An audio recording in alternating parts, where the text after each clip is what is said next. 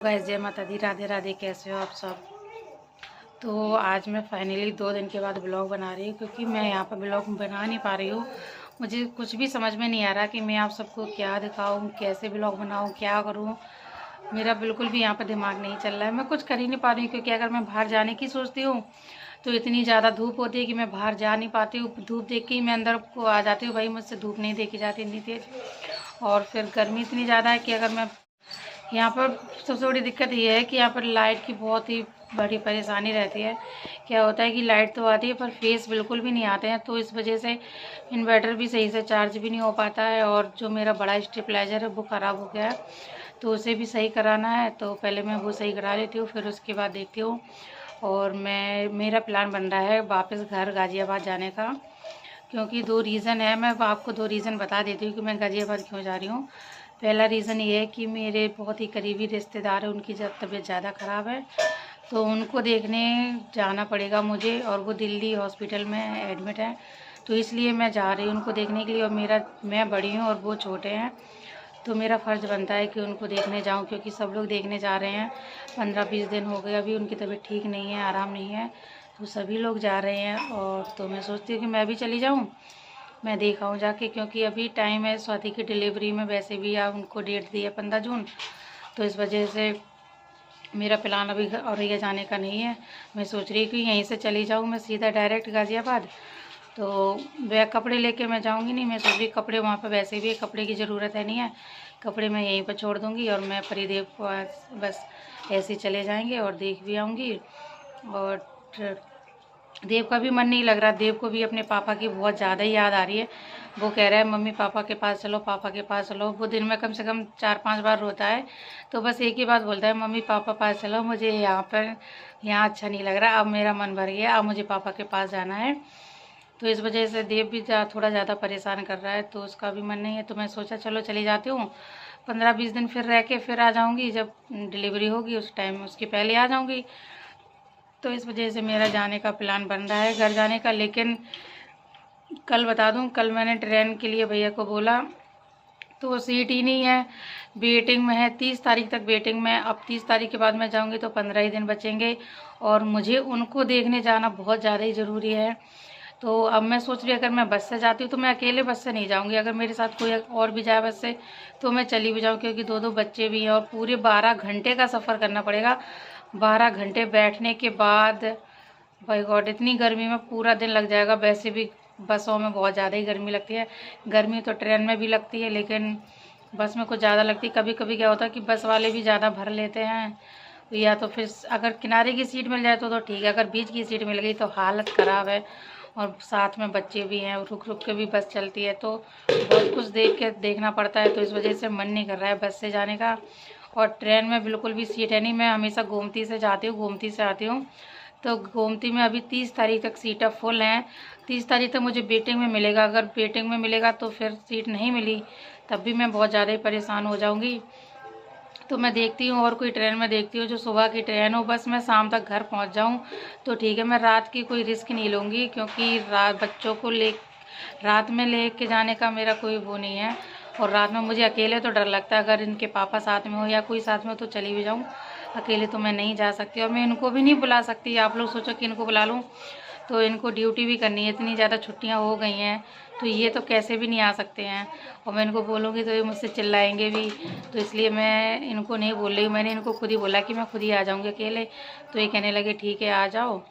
तो मैंने भैया से भी बात कर ली है, पापा से भी बात कर ली है, पापा ने भी बोल दिया चली जाओ देख आओ जाके, क्योंकि करीबी रिश्तेदार हैं, बात तो जाना पड़ेगा मुझे देखने के लिए। और यहाँ पर गर्मी भी ज़्यादा हो रही है, तो लाइट का यहाँ पर बहुत ज़्यादा ही पंगा रहता है, क्योंकि यहाँ पर फेस बिल्कुल भी नहीं आते। लाइट की सबसे बड़ी दिक्कत रहती है। लाइट तो आएगी लेकिन वोल्टेज बिल्कुल भी नहीं आते हैं, इन्वर्टर भी चार्ज नहीं हो पाता है। तो धीमे धीमे धीमे धीमे जितना भी इन्वर्टर चार्ज होता भी है उतना मैं कूलर चला लेती हूँ दोपहर में। दोपहर में भी ज़्यादा गर्मी होती है तो इन्वर्टर से मैं कूलर चला लेती हूँ, क्योंकि छोटा कूलर है और इन्वर्टर से चल जाता है। तो कूलर पंखा मैं इन्वर्टर से चला लेती हूँ और लाइट का बंद कर देती हूँ, क्योंकि अगर मैं लाइट से चलाऊँगी तो बिल्कुल भी हवा नहीं लगती है। तो इसलिए मैंने कूलर चला लिया था कल। तो रात में क्या हुआ कि 10 बजे से 12 बजे तक तो कूलर चलता रहा उसके बाद इन्वर्टर भूल गया, इन्वर्टर लो हो गया पूरा। अब गर्मी लगी 12 बजे के बाद, वो गर्मी लगती है क्योंकि क्या होता है कि ये भी दरवाज़ा बंद कर लेती हूँ मैं और ये बाहर वाला भी दरवाज़ा बंद कर लेती हूँ। तो मैं डरती ज़्यादा हूँ, मुझे डर बहुत ज़्यादा ही लगता है। तो मुझे रात भर नींद ही नहीं आई क्योंकि एक तो गेट खुला था, दूसरी गर्मी हो रही थी, तो मुझे नींद बिल्कुल भी नहीं आ रही थी। और मुझे सबसे ज़्यादा टेंशन लग रही थी अपने पतिदेव की, क्योंकि अगर उन्हें गर्मी लगी और उन्होंने बोल दिया मम्मी पंखा करो, तो मेरी पूरी तरह बैंड बजने वाली थी। मैं सोच रही थी बस देव ऊपर ही सोते रहे, हम भले ही जग लेंगे लेकिन मुझसे पंखा नहीं होगा बिल्कुल भी। मुझसे पंखा भी नहीं होता, मेरे हाथ में भी दर्द होने लगता। मेरी आदत छूट गई। शादी के पहले तो मेरी आदत थी, चलो लाइट नहीं आती थी तब तो मैं यहीं रहती थी, तो मुझे आदत पड़ गई थी लाइट नहीं आ रही तो पंखा करते रहो सोते रहो। लेकिन अब मेरी आदत है नहीं बिल्कुल भी। शादी के बाद मेरी अब कुछ आदतें हैं जो बहुत ही ज़्यादा छूट चुकी हैं, जैसे कि खड़े होके तो मैं वहाँ पे सारा काम कर लेती हूँ। मैं यहाँ पे ना बैठ के खाना बना पाती हूँ, ना मैं बर्तन धो पाती हूँ, ना मैं कपड़े धो पाती हूँ। मेरी कुछ ऐसी आदतें हैं जो छूट गई हैं, मुझसे बिल्कुल भी नहीं होती है। मैं बहुत ज़्यादा परेशान हो जाती हूँ। तो इस वजह से मैं सोच रही हूँ कि अभी टाइम है तो मैं घर चली जाती हूँ, थोड़ा काम भी देख लूँगी घर जाके और उनको भी देखाऊँगी जाके। अब छुट्टी वाले दिन देखाऊँगी जाके तो सही रहेगा, इनको भी ले जाऊँगी। अब मैं अकेले तो जा नहीं सकती, घर तक तो पहुँच जाऊँगी। अब दिल्ली में द्वारका जाना पड़ेगा तो दूर है, तो इस वजह से मैं बिल्कुल भी नहीं जा पाऊँगी। और देव का भी मन लग जाएगा, फिर आ जाएंगे फिर, क्योंकि 1-1.5 महीना से ज़्यादा हो जाएगा फिर उसे अच्छा नहीं लगता, क्योंकि पिछली बार होके गया था और इस बार भी तो वो बोरिंग फील कर रहा है, उसे बोर बोर लग रहा है। तो मैंने सोचा चलो मैं चली जाती हूँ। मेरी भैया से भी बात हो गई, भैया भी अभी टावी पहुँच जाएंगे, जब डिलीवरी होगी तब मैं 2 दिन पहले आ जाऊँगी।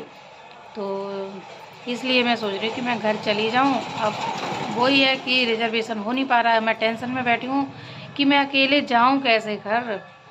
और पहले तो मैं आप सबको सॉरी बोलना चाहूँगी क्योंकि मैं ब्लॉग बिल्कुल भी नहीं बना पा रही हूँ वहाँ पर।